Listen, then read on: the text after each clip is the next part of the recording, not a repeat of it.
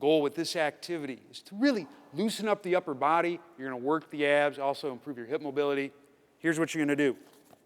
Get something to rest your head on. You're going to do a headstand. The grip that I want for this is I would grab your fingers. You won't want to interlock them behind your head, but you want to have it like this right here. So your fingers are kind of next to each other, and you're forming a tripod with your elbows and your head. So I'm going to get here. I'm going to walk up the wall until I can get as close to upside down as possible, and then I'm going to do mountain climbers from that position. So that's bringing the knee to the chest. On the inhale, you're going to go knee to the chest. Exhale back, alternate sides. I'm telling you that now because I can't talk when I'm in the position. So I'm here, there, I got my 3 points. Exhale, I'm going to push the elbows down, making sure my head stays on the mat. Walk it up.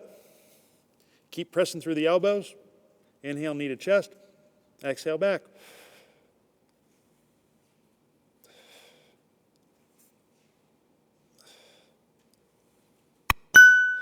And that's how it's done. Give it a shot.